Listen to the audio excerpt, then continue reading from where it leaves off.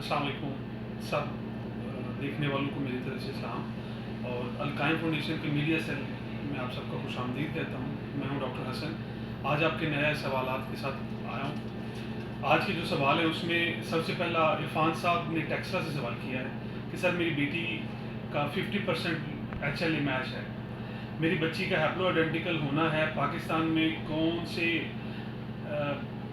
BMT centre में haplo identical करते हैं और पाकिस्तान में इसका सक्सेस रेट क्या है?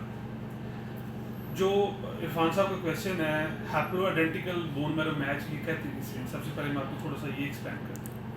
हैप्लो आइडेंटिकल जो मैच है, अगर 100% मैच है वो कंप्लीट मैच कहलाता है।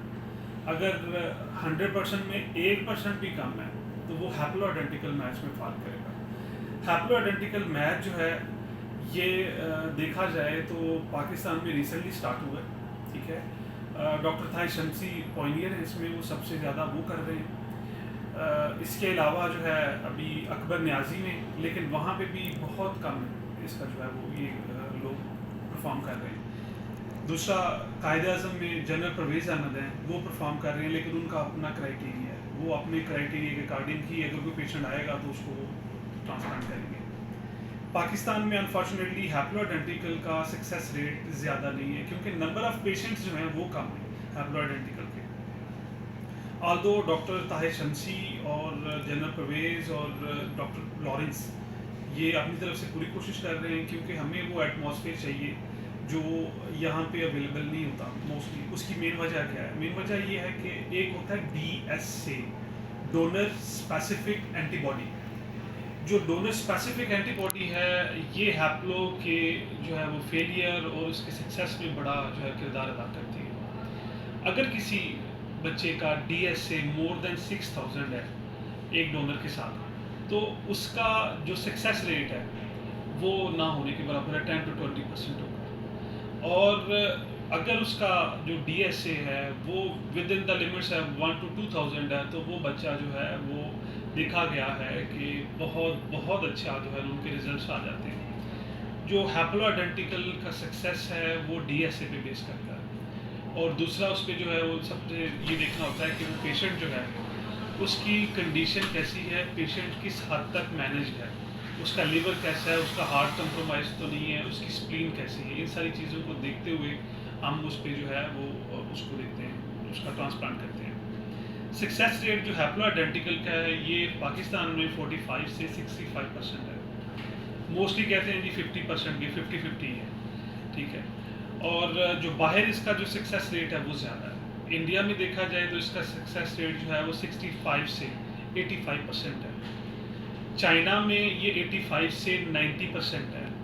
टर्की में ये 90 से 95% है। बेसिकली जब भी कोई भी बंदा वो अपने बच्चे का बोन मैरो ट्रांसप्लांट करवाता है और वो करवाना चाह रहा है हैप्लो आइडेंटिकल, तो उसमें एक चीज़ को आपने मद्देनज़र रखना है कि उस बच्चे का T cell depleted haploidentical bone marrow transplant हो। T सेल डिप्लीटेड क्या है कि उसमें T सेल निकाल के जो बोन मैरो वो लिया जाए और उसकी प्रॉपर सॉर्टिंग हुई हो और उसमें से T सेल निकले हों, तो उसमें सक्सेस रेट जो है वो तकरीबन आप कह सकते हैं कि 200 टाइम्स इंक्रीज़ कर जाता है। ये आपने बड़ा इसको जो है वो देखना है। पाकिस्तान में अभी तक कोई इतने अच्छे सेंटर्स नहीं हैं जहाँ पे हैप्लो आइडेंटिकल जिसकी बारे में मैं कहूँ कि जी ये बहुत अच्छा है, ठीक है। इनके अभी तक जो रेट्स आ रहे हैं, मेरे लास्टली जो जितने हैप्लो आइडेंटिकल हुए हैं ट्रांसप्लांट तकरीबन पिछले कोई 4 माह में, 4 से 5 माह में, उसमें एक मेरा फेलियर हुआ है डॉक्टर ताहिर के पास। वो भी उस बच्चे का CMV साइटोमेगालोवायरस पॉजिटिव आ गया था और उसको कोरोना हो गया था। तो बाकी सारे अल्हम्दुलिल्लाह मेरे जो हैं वो सक्सेस हो गए थे। दूसरा क्वेश्चन है मोहम्मद बशीर साहब मरी से। सर मेरी बेटी 6 साल की है, उसको थैलेसीमिया मेजर है, इसकी उम्र जो है वो 6 साल है और हाइड्रोक्सी यूरिया यूज़ करते हैं। हाइड्रिया किन स्टेजेस पर दिया जाता है और इसके फ़वाइद क्या हैं? बेसिकली क्या है कि हाइड्रोक्सी यूरिया जो है वो सॉल्ट है और हाइड्रिया ये ब्रांड नेम है कंपनी जो मेडिसिन ये दे रही है। थैलेसीमिया जो मेजर है उसमें इसकी म्यूटेशंस देखी जाती हैं कि कौन सी म्यूटेशन है। जो म्यूटेशन है, जो कंसर्न म्यूटेशन होगी, उसको देखते हुए हम इसको यूज़ कराते हैं। बेसिकली इन जनरल ये कहा जाता है कि अगर एच बी ए जो है A1, वो अगर 6 से अबव है, ठीक है, वो अगर 6 से अबव है तो हम हाइड्रोक्सी यूरिया देते हैं। मोस्टली जो यही जो मोस्ट प्रोफेसर हजरात हैं वो यही कह रहे हैं। मेजरली जो थैलेसीमिया इंटरमीडिया के पेशेंट्स हैं उनमें हम जो हैं वो हाइड्रोक्सी यूरिया रिकमेंड करते हैं ताकि उनका स्पैन इंक्रीज़ होता जाए। और वो पेशेंट्स जिनकी म्यूटेशंस, जो कंसर्न म्यूटेशंस हैं, वो आ जाती हैं। फिर उसके अलावा क्या नाम है कि जिनका HbA1 वो अगर ज़्यादा है, ठीक है, वो अगर 6 से अबव है, या कुछ लोग कहते हैं कि जी जो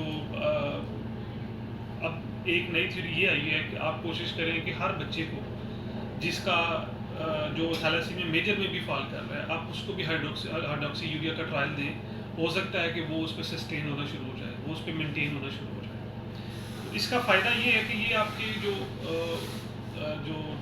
टू ट्रांसफ्यूजन का स्पैन है उसको बैलेंस कर देता है। टू ट्रांसफ्यूजन के स्पैन्स को ये मैनेज कर देता है। उसमें क्या कि वो ट्रांसफ्यूजन के दरमियान जो है वो इंटरवल बढ़ना शुरू हो जाएगा। इसके लिए जो भी बच्चा हाइड्रोक्सी यूरिया पे है उसको दो चीज़ों का ख्याल करना है, उन पेरेंट्स को भी दो चीज़ों का ख्याल करना है। एक कि वो सबसे पहले उसका किडनी और लिवर चेकअप रखें। उसका किडनी जो है वो उसमें क्रेटिनिन और यूरिया इंक्रीज हो सकता है। दूसरा आपने ये देखना है कि आप उसका लिवर चेकअप वो कराते रहें रूटीन। लिवर में आपने ये देखना है कि लिवर जो है उसमें ALT ज़्यादा रेस ना हो, बिलिरुबिन ज़्यादा रेस ना हो। अगर उसका ये चेकअप आप मंथली करते जाएं, साथ में ये दें, तो जो है वो प्रॉपरली बैलेंस बच्चा रहेगा। अगर ये नहीं देंगे तो आपको अनफॉर्चुनेटली ये होगा कि आपको एक दिन पता चलेगा कि मेरे बच्चे के जिगर वो ख़राब हो गया या उसके गुर्दे ख़त्म हो गए। तो आपको जो भी बंदा अपने बच्चे को हाइड्रोक्सी यूरिया दे रहा है उसको ये चीज़ मेक श्योर करनी है कि ये पैरामीटर्स वो ज़रूर ले। तीसरा क्वेश्चन है हैदराबाद से गुलाम मुर्तज़ा मेमन साहब का। सर, मेरे दो बच्चे थैलेसीमिया मेजर का शिकार हैं। बच्चे की उम्र 20 साल है और बच्ची की उम्र 15 साल है। क्या मैं इनका बोन मैरो ट्रांसप्लांट करवा सकता हूँ? नीज BMT का प्रोसेस क्या है, मुकम्मल प्रोसेस क्या है? फिर वही बात है, आपके पास डोनर्स कौन से हैं? अगर आपके पास फुल मैच है तो आप ये कराएं, ठीक है। अगर आपके पास फुल मैच नहीं है तो फिर आप अपने बच्चों को हैप्लो आइडेंटिकल बोन मैरो की तरफ ले जाएं और T cell depleted haploidentical bone marrow transplant आप करा सकते हैं। T cell depleted haploidentical bone marrow transplant. इसमें क्या होगा कि सबसे पहले आपने पूछा कि मुकम्मल प्रोसेस बताएं। इसमें सबसे पहले ये है कि आपने HLA मैचिंग कराई। HLA में आप अगर फुल मैच हैं तब भी, अगर हाफ मैच हैं तब भी, क्योंकि एज ज़्यादा होगी, एंटीबॉडीज ज़्यादा होगी, डोनर ज़्यादा से ज़्यादा आप लोगों के बच्चों को जो उन्होंने ब्लड ट्रांसफ्यूज करवाया, आपने ब्लड डोनेशन दी है, उसकी वजह से उनकी एंटीबॉडी टाइटर इंक्रीज हो गया हुआ है। इसमें क्या करना है आपने कि एक तो उनकी एंटीबॉडी स्क्रीनिंग कराएं, ठीक है, दूसरा उनका कूम्स डायरेक्ट इनडायरेक्ट कराएं, तीसरा उनके एंटीबॉडी आइडेंटिफिकेशन कराएं। ये करने के बाद फिर DSA कराएं। अगर ये सारे नेगेटिव आते हैं, DSA जो है वो विद इन 5000 है। फिर लास्ट पे उसका कार्डियक जो है हार्ट का, उसका वो मसला कोई नहीं है। हार्ट अगर वो MRI T2 स्टार करते हैं उसमें पता चलता है कि जी ओके है तो कोई इशू नहीं है। फिर लास्ट पे फाइब्रो लिवर स्कैन और जो है सबसे लास्ट पे आपने फेरेटिन लेवल देखना है कि फेरेटिन कितना है। अगर इतनी एज के बच्चे का फेरेटिन 5000 या उससे बिलो तो ये आपके लिए एक पॉजिटिव साइन है। उसका लिवर ठीक है, उसकी किडनी ठीक है, उसका हार्ट ठीक है, तो आप उसका ट्रांसप्लांट करा सकते हैं। इसका ये ही मुकम्मल प्रोसीजर है। और दूसरा जो ट्रांसप्लांट करते कैसे हैं, ट्रांसप्लांट ये सर्जिकल प्रोसीजर नहीं है, ये एक मेडिकल प्रोसीजर है। जैसे हम एक डोनर से ब्लड लेते हैं, इसी तरीके से हम एक डोनर से वो ब्लड भी ले सकते हैं, कमर से भी ले सकते हैं, बाजू से भी ले सकते हैं, टांग से भी ले सकते हैं। उसको एक स्पेसिफिक मशीन के साथ अटैच किया जाता है, उससे उसके स्टेम सेल अलग कर लेते हैं। पेशेंट को जो है अगर उसका फुल मैच है या हाफ मैच है, उसको कंसर्न मेडिकेशन दे के उसका अपना बोन मैरो डेड करते हैं। डेड करने से पहले उसके भी बोन मैरो हम प्रिजर्व कर लेते हैं लेके, उसका डेड करते हैं। उसके बाद हम उसको जो ग्राफ्ट है वो जैसे हम ये ब्लड ट्रांसफ्यूज करते हैं वैसे ही उसको ट्रांसफ्यूज कर देते हैं। जैसे ही वो ट्रांसमिट करते हैं, हम उसको साथ में साइक्लोस्पोरिन्स या जो इम्यूनोसप्रेसेंट ड्रग्स हैं वो देते हैं, साथ में कुछ स्टीरॉइड्स देते हैं, जिससे क्या होता है कि उसकी बॉडी प्रॉपरली काम शुरू कर देती है और जो सेल्स हमने उसकी जिस्म में स्टेम सेल डाले होते हैं वो प्रोलिफरेट करना शुरू कर देते हैं। अब इसको स्टेबल रखना है, उसकी जो रिजेक्शन है उसको हमने रोकना है। ये सारा प्रोसीजर है, इतना कॉम्प्लिकेटेड प्रोसीजर नहीं है, लेकिन इसकी जो मेडिकेशन है वो कॉस्टली है। इसके लिए एक्सपर्टीज़ जो है वो ज़्यादा चाहिए, ठीक है। बाकी भी मैं इंशाल्लाह 2 से 3 वीडियोस में कर रहा हूँ, जिसमें पूरा जो बोन मैरो ट्रांसप्लांट का प्रोसीजर है वो होता हुआ मैं आपको दिखाऊंगा कि किस तरीके से होता है। उसमें डोनर को कितना टाइम रहना पड़ेगा, ठीक है, उसके पेशेंट को कितना टाइम रहना पड़ेगा, कितने दिन जो है वो क्रूशल होते हैं, वो सारा कुछ इंशाल्लाह उसमें मैं आपको डिटेल में बता दूंगा। अगला क्वेश्चन है, मोहम्मद वकास साहब हैं एबटाबाद से। मुझे 2 साल पहले डायबिटीज़ हुई थी, इंसुलिन 70-30, सुबह की डोज 30 पॉइंट और रात की डोज 15 पॉइंट, ठीक है, ले रहा हूँ, और रात को 26 पॉइंट ले रहा हूँ। अब मैंने ग्लूकोफेज 1500 mg सुबह शाम जो है वो हफ्ते में 1 मरतबा, और इनकी रीडिंग्स जो हैं वो 150 रैंडम है और फास्टिंग 120 है। इसका कोई साइड इफ़ेक्ट तो नहीं, ये जारी रखूँ? आप अब देखिए, सबसे पहले जो आपको फिजिशियन ट्रीट कर रहे हैं, सबसे पहले आप उनसे ये क्वेश्चन करेंगे, वो करें मेरे बेटे, एक आपने सबसे पहले जो करनी है वो ये है कि आप वॉक करें, अपनी फिजिकल एक्टिविटी थोड़ी सी इंक्रीज करें। दूसरा, आपको अगर ये मेडिसिन इस तरह से आपको आ रही है, आपकी जो रैंडम रीडिंग है 150 है और फास्टिंग 120 है, तो आप यू आर एब्सोल्युटली फाइन। अगर आपका वेट कम नहीं हो रहा, अगर आपका जिस्म जो है वो आप थोड़ा सा चलते हैं तो आपको सांस नहीं चढ़ता, आप इसको कंटिन्यू करें और इसका कोई साइड इफेक्ट नहीं है, सिर्फ ये है कि आपका वेट कम हो सकता है, ठीक है। दूसरा ये है कि आप इंसुलिन जो ले रहे हैं, अपने जिस डॉक्टर ने आपको प्रिस्क्राइब किया उसके अकॉर्डिंगली चलें, जैसे वो आपको कह रहे हैं वो चलें। दूसरी चीज़ ये है कि आप ग्लूकोफेज लें, ग्लूकोफेज की डिवाइडेड डोजेज लें। ये ना करें कि एकदम ही आप डिवाइड जो है वो ले लें, जिससे आपको मसला हो सकता है। आप हाइपोग्लाइसीमिया में जा सकते हैं, आपको शॉक में जा सकते हैं, आप बेहोश हो सकते हैं। आप डिवाइडेड डोजेज लें ताकि आपका एक लेवल मेंटेन रहे, ठीक है। दूसरा, अपनी इंसुलिन जो है वो प्रॉपर तरीके से लें और इस तरह से लें कि आपकी जो है ना वो इंसुलिन की रेजिस्टेंस डेवलप ना हो। अगर इंसुलिन की रेजिस्टेंस डेवलप हो जाती है तो फिर भी आपके लिए मसला होगा, फिर आपको इंसुलिन जो है वो या तो चेंज करनी पड़ेगी या फिर आपको फर्दर जो है वो देखना पड़ेगा कि कौन सी रेजिस्टेंस आई है। वो बड़ा लंबा चक्कर है।